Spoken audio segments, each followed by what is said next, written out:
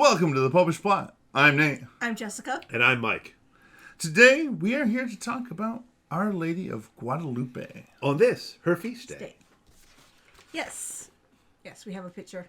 Now, if you want to know the story of Our Lady of Guadalupe, Mike did a history video in year one, and I'll link it down below because it's super weird, like in the first 10 seconds having a link on the, this. Sure. And or you could be like me and apparently a certain collection of all older millennials and just watch a Jack Russell's Terrier explain it, because that was an episode of Wishbone. Nice. And that's where I learned about it. My great aunt who was a religious sister, but largely PBS Kids show. So this time I figured we'd do like the symbolism and the meanings of the image of Our Lady of Guadalupe on the tilma, which this is a picture of. And I mean, this is some really impressive symbolism. Yes. This is what converted 9 million people to the faith. Yes. For the recap of the history, the tilma, which is essentially like a cloak that was made out of cactus fibers. It was something poor people used because it was easy and cheap to make, but it didn't last all that long. Yeah, it was a very disposable garment. Yes. Yeah. Ended up in the visions being given... Yes? Wait, so would that make the modern equivalent of a tilma to be like scrubs? Yes, that's a good comparison. They're not particularly well fitting. They're not particularly they or can like yeah. a mechanic's coverall. Yeah, yeah, all right, yeah. Mm-hmm. Yeah. But anyway, in one of the visions, to help prove that this was actually from Mary and not that it was just this guy who was seeing things, yeah, an imprint was put on this tilma that is still around today, and you can see it in Mexico City at the giant shrine for it. I believe currently they have it where they have like a conveyor belt that you get on to walk it. Yep. Because otherwise people kept staring and staying, and it's like the most populated visited shrine. It is. Yeah, it's the number one Catholic pilgrimage site in the entire world. Yeah, and because of so many people, if one person decides that they're going to go and hold up the line, everybody gets held up. That's no bueno. No bueno. So because they can't always count on people being charitable and moving on, they move you on. Yes. So first, the most obvious for any Christian of what the symbolism radiant is. rays around her. Well, yes, the radiant rays are used to symbolize, holiness, which is why all the saints and angels have little halos. Mm-hmm. But no, I was going to point to Revelation 12, verse 1. Yeah. And a great sign appeared in heaven. A woman clothed with the sun, the moon under her feet, and on her head a crown of 12 stars. Now, she doesn't actually have 12 stars on her head. She has 12 stars on her clothes, which we will discuss in a minute. Mm-hmm. But she is standing on the moon. She is a woman. She's the rays also point to sunlight. Mm-hmm. Clothed with the sun. Yes. Mm-hmm. So she seems to have more than 12 stars there. Yes. Again, that comes up under the stuff where it's like a poor illiterate peasant isn't going to be able to do these things. For the people at the time, an important thing for them was that her skin tone and features resembled someone who was a combination of both Mexican and Spanish heritage. Mm-hmm. Pope St. John Paul II referred to Our Lady of Guadalupe as the perfect example of enculturation. Because even though Mary is an actual Jewish woman from the first century, she appeared here as the perfect mix of the Spanish and Aztec cultures at the time. Yes, and by and large, pretty much all her visions have been connected with the culture. Yep. When she appears in Japan, she appeared Japanese. Mm-hmm. When she appears in Europe, she appears white. I don't know it, but I assumed the vision in Wisconsin, she was just like eating some cheese. Oh, how's it going, eh? Don't you know? Don't ya know? She was not eating cheese in the vision, but... But she is a mother to us all, so she appears in the way that we can most easily connect with. This being the example par excellence. Yes, but there's also a lot of symbolism that the people of the place would notice. Like perfect enculturation. Yeah. Her hair is not tied up. It's loose, which was a symbol of being a maiden back then, because in many places and times, exactly how you did your hair let people know if you were single or if you were a wife, a mother, etc. Well, even today, unmarried Amish men shave. Mm-hmm. Once they're married, they let their beards grow. Mm-hmm.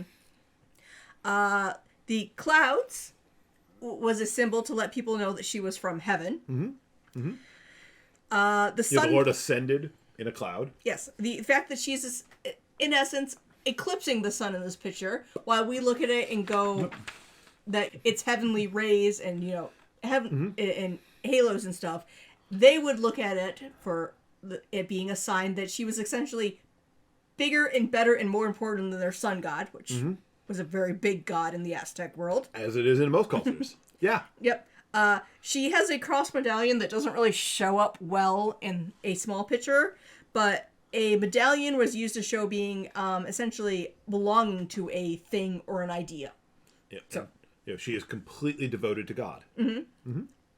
Her hands are put in a posture, and her knee is bent, which it's hard to see in small versions, but you can actually see like the variation of like big ones. Yep.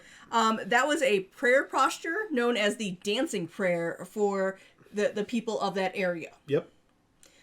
So while we're like, okay, that doesn't mean anything, they're like, oh yes, this is like how we pray. Yeah, because this was not given to us, this was given to them, so it makes perfect sense to them. Yes. The tunic is thought to represent earth, while the mantle, the cloak, heaven. Because that's in the child that she's carrying, you have the perfect coming together of heaven and earth. Plus, the color that she was wearing was one that only royals could use. Because she's the queen. Yes. So just like if she appeared in, I know she did appear in ancient Roman times, because, the first vision of her was, I think, like shortly after she died. If she was wearing purple, they'd be like, well, that's a sign of a queen. Boom. But in the Aztec area, wearing that shade of blue, that's the sign of royalty. Yeah. Nobody else could wear it. She has a little black ribbon on. Yeah. And that's what people wore when they were pregnant. So you have someone whose hair indicates that she's a maiden, and yet is also pregnant. The Virgin Mother. And she has what was called the 4-petal jasmine flower over her womb, which was usually used as a symbol for, and I'm not going to say it because it's an Aztec, but maybe one of you guys can totally attempt to it. Teatl? Yes, which essentially was the highest god in the Aztec religion. So, it doesn't work one for one perfectly because, of course, God is not, one out of a pantheon. But it's symbolizing that there could be nothing higher than this. Yes. Nice. And she's also on the moon, which works on the Book of Revelation, and the fact that the moon god was also an important god. Yeah, she's better than their sun god, better than their moon god. She's a feisty little thing. The angel's wings, they're slightly different than what you would notice if you were, looking at a Renaissance picture of art, because they're more closer to an eagle's wings. Which, again, is a very important thing in symbolism. Like, if you look at the flag of Mexico, It's got the eagle on the cactus with the snake, because that was, a vision about the whole creation of Mexico. That's the whole reason they built there. Yeah. Yeah. Because otherwise, that would be a horrible place. Mexico City is built on a giant swampland. Yep. It's like D.C. Why do we keep building our capitals on horrible land? Because it's cheap? I don't think it... Because it's available. Yeah. This next one, though. This next one is the one that gets...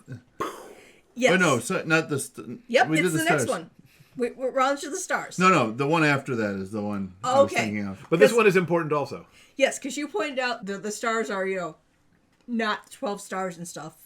Or I pointed it out. Yeah. One of us pointed it out. But the I stars... pointed out there's more than 12. You said there were 12 stars, and I said, but there's more than 12. Yep, the stars are actually in the position for December 12th in 1531, which was the day in which this image was created. Which is something that if I was forging something later, I wouldn't think about. And it's something that they actually had to take computers and analyze and stuff, because at the time no one's like, oh, I wonder if the stars are in this format. Well, it's a nice bunch of stars. No, it's a very precise bunch of stars. No, see, it's this next one that really. All right, share the next one. So when they go into the original image and they examine the eyes using modern technology. Because again, the tilma still exists. What they find are images of the people who first saw the images, or who first saw the image of Our Lady of Guadalupe. It's essentially the bishop and St. Juan Diego and whoever was there with the bishop as he's unrolling to show, look, I have roses like you asked for. Yeah, basically, the image imprinted what Mary would have seen the moment that the tilma was unrolled. If she was standing there herself. Yeah. It's astonishing. Yeah, it's one of those ones where you look at it and you go, no, that's got to be doctored. And then you look, and then they go and they be like, yeah, but no, it's not. Which probably explains why all our pictures now of Juan Diego look similar. Because we're like, could we actually know what the dude looks like? Here's a picture of him. Also, in the pupils of the eye, the very center, there are two pictures. In the left, it's a Native American family of a couple and several children. In the right, there are additional people standing behind a woman. So it has many, important symbols that A, are things that we are just finding out about now, but B, were things that were important at the time. I would like to add one additional thing. Bonus! As there are a number of things that suggest that it has even more miraculous stuff. Yeah. But if you see one that's like, it has a heartbeat, that was like put to one Polish site that's completely, not reliable. Mm-hmm. So yeah, it does not have a heartbeat. Sure. It is a miracle in the fact that, it shouldn't have lasted this long. These things last a decade tops, and it's, hundreds of years. The tilma still exists almost, 490 years later. We still don't know how the tilma was made. We know it's not paint. Yes, they tried doing paint. It doesn't work with paint. And it didn't fade like pigmentation. And it appears to be like on like the top millimeter of stuff. But it's not. Something you could not do with 16th century technology. No. We still can't do it now. We still can't do it now. There's actually people who are like, I'm going to try copying it. And they're like, it doesn't quite work. Yeah. So many of these things don't appeal to us. But again, every detail of this painting spoke powerfully to the people of Mexico in the year of our Lord, 1531, and the decades that followed. 9 million people were converted to the Christian faith because of how elegantly and eloquently the Lord communicated through the Virgin of Guadalupe. It is, in every sense of the word, miraculous. Nate? Any thoughts from behind your perch there? No. I already gave my thoughts on the reflection, if you will, creepy stuff that can be found in the eyes of Our Lady. She sees her children. Yes. So these are some of the amazing symbols in Our Lady of Guadalupe. On this her feast day, let's all be happy little boys and girls. Comment below about the most amazing thing about the tilma. Have you been to the shrine? Have you been to see Our Lady of Guadalupe, or perhaps the shrine in Wisconsin? Wisconsin, La Crosse, I think. Yeah. Yeah. Oh yeah. If you have, tell us about it because we've been looking to maybe go there sometime. Don't you know? Don't you know? Give this episode a like, subscribe to our channel, ring the church bell to be notified the next time a plot is uploaded. Continue to have a joyous Advent, or a penitential Advent. A little column A, a little column B. And until next time, remember to live your faith. Love your faith. Share that love.